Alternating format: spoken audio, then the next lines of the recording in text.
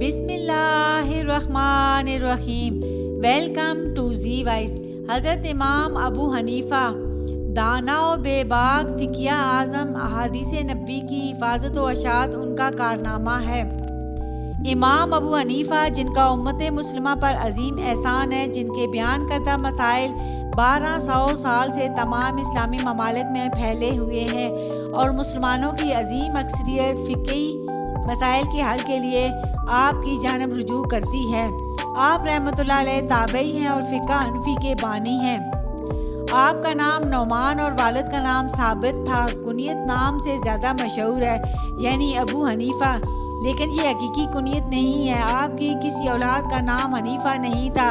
قرآن پاک میں حضرت ابراہیم علیہ السلام کو حنیف کہہ کر پکارا گیا ہے، یعنی یکسو، ایسا شخص جو ہر طرف سے کٹ کر ایک خدا کا ہو رہے۔ حضرت امام ابو حنیفہ کی حیات مبارکہ پر نظر ڈالیں تو ہمیں صاف محسوس ہوتا ہے کہ آپ کی ذات نہ صرف علم کا ایک وسیع و عریض سمندر تھی، بلکہ آپ عمل کی بلندیوں پر بھی فائز تھے۔ آپ ہر طرف سے بے نیاز ہو کر اس ایک ذات کے ہو رہے تھے جس کے قبضے میں دونوں جہانوں کے خزانے ہیں۔ یہی وجہ ہے کہ کوئی لالچ، کوئی ڈر اور کوئی دباؤ آپ کو حق بات کہنے سے باز نہ رکھ سکا۔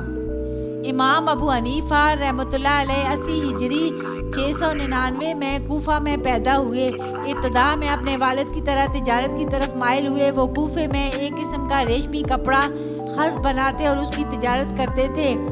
جامعہ مسجد کے پاس ان کی دکان اور کارخانہ تھا۔ جن دنوں آپ کی عمر 18-19 سال کے لگ بھگ تھی، ایک واقعہ پیش آیا۔ ایک دن بازار جا رہے تھے، کوفے کے مشہور امام شبیعی کے مکان کے سامنے سے گزرے۔ امام شبیعی نے انہیں دیکھا تو سمجھے کوئی نوجوان طالب علم ہے، پاس بلا لیا، پوچھا کہاں جا رہے ہو؟ انہوں نے کسی سوداگر کا نام بتایا کہ اس کے پاس جا رہا ہوں۔ امام شبیعی نے دریافت کیا تم پڑھتے کس سے ہو؟ جواب ملا کسی سے نہیں۔ امام شبیعی نے کہا تم میں مجھ کو قابلیت کے جوہر نظر آتے ہیں، تم علماء کی صحبت میں بیٹھا کرو۔ امام حماد کوفے کے مشہور امام تھے۔ انہوں نے رسول اکرم صلی اللہ علیہ وآلہ وسلم کے نہایت قریبی صحابی حضرت انس سے حدیث سنی تھی۔ ابو حنیفہ امام حماد کے درس میں شریک ہو گئے۔ پہلے دن بائیں صف میں بیٹھے کیونکہ نئے طالب علموں کے لیے یہی طریقہ تھا، لیکن چند دنوں میں امام حماد نے حکم دیا کہ ابو حنیفہ سب سے آگے بیٹھا کریں، کیونکہ انہیں اندازہ ہو گیا تھا کہ پورے حلقے میں کوئی بھی شاگرد ذہانت اور حافظے میں ابو حنیفہ کی برابری نہیں کر سکتا۔ ابو حنیفہ کہتے ہیں 2 سال تک امام حماد کے حلقہ درس میں حاضر ہوتا رہا، پھر خیال آیا کہ خود بھی درس کا سلسلہ شروع کروں، مگر استاد کا ادب مانع آتا تھا۔ انہی دنوں امام حماد کے ایک رشتہ دار بصرہ میں انتقال کر گئے۔ امام صاحب کو جانا پڑا، وہ مجھے اپنا قائم مقام بنا گئے۔ اب اگلے چند دنوں میں کئی ایسے مسئلے میرے سامنے آئے جن کے بارے میں استاد سے میں نے کوئی روایت نہ سنی تھی۔ میں نے ان مسائل کے جوابات اپنے اجتہاد سے دیے اور احتیاطاً ایک یادداشت لکھتا گیا۔ 2 ماہ کے بعد امام حماد واپس آئے تو میں نے یادداشت پیش کی۔ 60 مسئلے تھے۔ استاد نے ان کے جوابات میں 20 غلطیاں نکالی اور کہا باقی جوابات درست ہیں۔ میں نے دل میں سوچا کہ جب تک امام حماد زندہ ہیں ان کی شاگردی نہ چھوڑوں گا۔ امام حماد کا انتقال 120 ہجری میں ہوا۔ امام ابو حنیفہ نے اگرچہ اور کئی اساتذہ اور علماء سے علم حاصل کیا، لیکن وہ امام حماد کا بہت احترام کیا کرتے تھے۔ امام ابو حنیفہ آپ حدیث کی طرف متوجہ ہوئے۔ کوفے میں شاید ہی کوئی ایسا محدث ہو جس کی امام صاحب نے شاگردی نہ اختیار کی ہو۔ آپ کے اساتذہ میں امام شبیعی، ابو اسحاق شبیعی، حضرت سماک اور حضرت قتادہ شامل ہیں۔ اس کے بعد امام ابو حنیفہ حرمین شریفین تشریف لے گئے۔ وہاں مکہ مکرمہ میں حضرت عطا بن ابی رباح کا حلقہ درس قائم تھا، اس میں شریک ہو گئے۔ ایک دفعہ مکہ مکرمہ تشریف لے گئے، اتنا ہجوم تھا کہ ایک پر ایک گرا پڑتا تھا۔ آپ نے کہا کاش ہمارے میزبان سے کوئی کہتا کہ اس ہجوم کا انتظام کرے۔ ابو عاصم نبیل نے کہا میں جاتا ہوں، لیکن چند مسئلے دریافت کرنے رہ گئے ہیں۔ امام صاحب نے مسئلے توجہ سے سنے، اس میں میزبان کا خیال جاتا رہا۔ ابو عاصم سے فارغ ہوئے تو دیگر طالب علموں نے مسائل پوچھنے شروع کر دیے۔ کچھ دیر بعد پھر خیال آیا تو دریافت کیا کسی شخص نے میزبان کے پاس جانے کے لیے کہا تھا۔ ابو عاصم کہنے لگے جی ہاں میں نے عرض کیا تھا۔ آپ نے پوچھا پھر تم گئے نہیں؟ ابو عاصم شوخی سے کہنے لگے میں نے یہ تو نہیں کہا تھا کہ ابھی جاتا ہوں، جب فرصت ہوگی تب جاؤں گا۔ امام صاحب نے ابو عاصم کی بات پر فوراً گرفت کی۔ امام صاحب میانہ قد، خوش رو اور موزوں اندام تھے۔ گفتگو بلند اور صاف آواز میں کرتے تھے، مزاج میں تکلف تھا، اچھا لباس پہنتے تھے، وظیفہ خوری کے مخالف تھے، اسی لیے آپ کو حق گوئی میں کبھی باک نہ ہوا۔ خلیفہ منظور اور ان کی بیوی ہیرا میں کچھ ناچاکی تھی۔ خاتون کو شکایت تھی کہ خلیفہ عدل نہیں کرتے۔ منظور نے کہا کہ کسی کو منصف قرار دے لو۔ خاتون نے امام ابو حنیفہ کا نام لیا۔ خلیفہ نے اسی وقت بلوا لیا۔ خاتون پردے کے پیچھے تھی۔ منظور نے امام صاحب سے پوچھا، شریعت کی روح سے مرد کتنے نکاح کر سکتا ہے؟ امام صاحب نے کہا 4۔ منصور نے کہا سنتی ہو؟ پردے کے پیچھے سے آواز آئی، ہاں سنا۔ امام صاحب نے منصور سے کہا مگر یہ اجازت اس شخص کے لیے خاص ہے جو عدل پر قادر ہو، ورنہ ایک سے زیادہ نکاح کرنا اچھا نہیں ہے۔ منصور چپ ہو گئے۔ امام صاحب گھر آ گئے تو ایک خادم 50,000 درہم لے کر حاضر ہوا۔ کہنے لگا، خاتون نے نظر بھیجی اور کہا کہ آپ کی کنیز آپ کو سلام کہتی ہے اور آپ کی حق گوئی کی نہایت شکر گزار ہے۔ امام صاحب نے رقم واپس کر دی اور کہا، جا کر خاتون سے کہنا میں نے جو کچھ کہا وہ کسی غرض سے نہیں کہا، یہ تو میرا فرض تھا۔ لاکھوں کی تجارت کرتے تھے، اکثر شہروں میں آپ کے نمائندے مقرر تھے۔ ایک بار حفظ بن عبد الرحمن کے پاس کپڑے کے تھان بھیجے، ساتھ ہی پیغام دیا کہ فلاں فلاں تھان میں خرابی ہے، خریدار کو بتا دینا۔ حفظ کو یاد نہ رہا اور خریدار کو بتائے بغیر ہی تھان فروخت کر دیے۔ امام صاحب کو معلوم ہوا تو نہایت رنج ہوا۔ آپ نے تمام تھانوں کی قیمت 30,000 درہم خیرات کر دی۔ آپ نے یہ گوارا نہ کیا کہ اس رقم میں سے 1 درہم بھی اپنے پاس رکھیں۔ ایک بار کسی بیمار کی عیادت کے لیے جا رہے تھے، راستے میں ایک شخص ملا، اس نے چاہا کہ کترا کر نکل جائے۔ اسے امام صاحب نے بلا لیا اور پوچھا کہ راستہ کاٹ کر کیوں نکل رہے تھے؟ اس نے کہا، امام صاحب میں آپ کا 10,000 درہم کا مقروض ہوں، اسی شرم سے آنکھ نہیں ملا سکتا۔ امام صاحب اس شخص کی غیرت پر حیران ہوئے، فرمایا جو میں نے سب معاف کر دیا۔ امام صاحب کی دیانت کا اندازہ اس واقعہ سے بھی لگایا جا سکتا ہے کہ جس زمانے میں گورنر کی طرف سے آپ کے فتویٰ دینے پر پابندی تھی، ایک دن گھر میں بیٹھے تھے کہ آپ کی لڑکی نے آ کر مسئلہ پوچھا، میرا روزہ ہے، دانتوں سے خون بہہ نکلا اور تھوک کے ساتھ گلے سے اتر گیا، روزہ ہے یا جاتا رہا؟ امام صاحب چاہتے تو جواب دے سکتے تھے، گھر کے اندر خلیفہ کے کارندے تو جانچ پڑتال کے لیے نہیں آتے تھے، لیکن آپ نے کہا جانے پتر اپنے بھائی حماد سے پوچھ، مجھے فتویٰ دینے سے روک دیا گیا ہے۔ مورخ ابن خلقان کہتے ہیں کہ چند روز بعد والی کو بعض فقہی مسائل کا سامنا کرنا پڑا، چنانچہ اس نے امام ابو حنیفہ سے رجوع کیا۔ اس طرح امام صاحب کو پھر فتویٰ دینے کی اجازت مل گئی۔ سبحان اللہ۔ کوفے میں امام صاحب کا ایک قسم کے کپڑے خاص کا بڑا کارخانہ تھا۔ شہر میں ایک بڑی دکان بھی تھی۔ آپ کے صاحبزادے اور شاگرد دکان پر کام کرتے تھے۔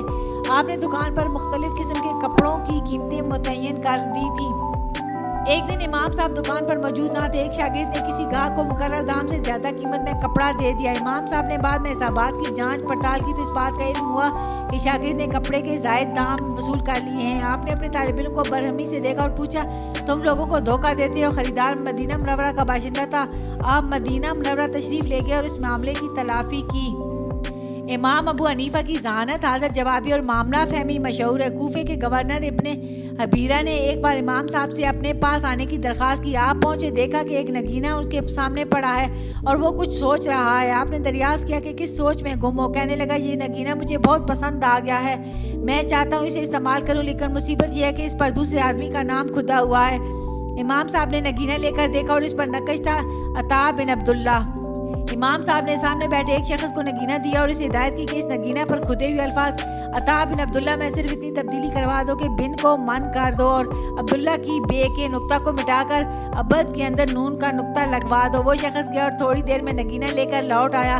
آپ نے نگینہ ابن حبیرہ کے حوالے کیا اور فرمایا، اب آپ اسے پہن سکتے ہیں۔ ابن حبیرہ نے تعجب سے پوچھا، کیا ہوا؟ امام صاحب نے کہا، آپ پڑھیے۔ ابن حبیرہ نے پڑھا تو نگینہ پر کھدے الفاظ میں معمولی سی تبدیلی کے بعد اب جو الفاظ پڑھے جا رہے تھے وہ تھے عطا من عند اللہ، یعنی اللہ کی طرف سے دی ہوئی چیز ہے۔ امام صاحب کی ذہانت پر ابن حبیرہ اچھل پڑا، فوراً سنار کے پاس نگینہ بھیجا کہ اور انگوٹھی میں جڑ کر واپس کرے۔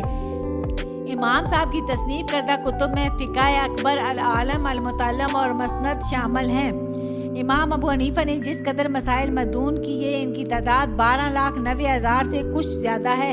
امام صاحب نے جس طریقے سے فقہ کی تدوین کا ارادہ کیا تھا اور وہ بہت وسیع اور دشوار تھا، انہوں نے اتنے مشکل کام کو تنہا انجام دینا مناسب نہ سمجھا اور اپنے شاگردوں میں سے 40 ماہر افراد کا انتخاب کیا۔ ان کی ایک مجلس بنائی، ان میں امام ظفر بھی شامل تھے۔ اس طرح فقہ کے اعلیٰ درجے کے ایک ادارے کی بنیاد پڑی۔ اس ادارے نے امام ابو حنیفہ کی سربراہی میں 30 برس تک کام کیا۔ امام ابو حنیفہ کی زندگی ہی میں اس مجلس کے فتاویٰ تیار ہو کر ملک بھر میں پھیلنے لگ گئے۔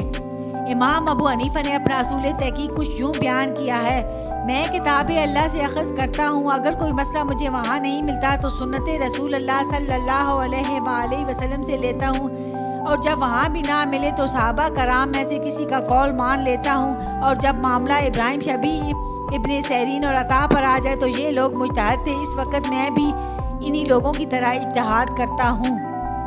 جب 132 ہجری میں بغداد میں سلطنت عباسیہ قائم ہوئی تو خلیفہ منصور نے بغداد کو دارالخلافہ بنایا۔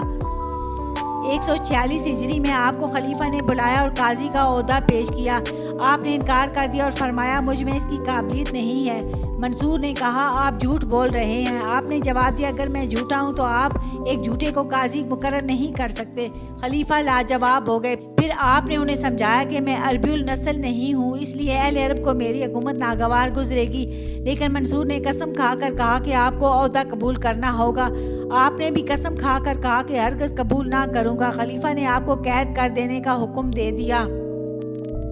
قید کے دوران میں بھی تعلیم کا سلسلہ جاری رہا۔ امام محمد نے جیل ہی میں آپ سے تعلیم پائی۔ بالآخر لوگوں کے بے حد زور دینے پر محض خلیفہ کی قسم پوری کرنے کے لیے آپ نے فرمایا کہ دجلہ کے پار ایک چھوٹی سی آبادی رصافہ کے قاضی کا عہدہ قبول کر لیتا ہوں۔ خلیفہ اس پر راضی ہو گئے۔ رصافہ میں آپ نے 5 دن گزارے، پھر آپ بیمار پڑ گئے اور 6 دن تک بیمار رہے اور اسی بیماری کی عالم میں اپنے رب سے جا ملے۔ 150 ہجری میں علم کا یہ چمکتا ہوا سورج غروب ہو گیا۔ امام صاحب کی وفات کی خبر کیا پھیلی کہ سارا بغداد امٹ آیا۔ پہلی بار 50,000 افراد نے آپ کی نماز جنازہ ادا کی، پھر مزید 5 مرتبہ نماز جنازہ ادا کی گئی، یہاں تک کہ عصر کے قریب تدفین ہوئی۔ مورخ خطیب کے مطابق وفات کے 20 دن بعد تک بھی لوگ آ کر نماز جنازہ پڑھتے رہے۔ آپ کو آپ کی وصیت کے مطابق خیزراں کے مقبرے کے مشرق میں دفن کیا گیا۔ جس محلے میں آپ کا مقبرہ واقع ہے وہ اب بھی امام اعظم کے نام سے اعظمیہ کہلاتا ہے۔ اللہ تعالیٰ امام ابو حنیفہ کے درجات بلند کرے، آمین۔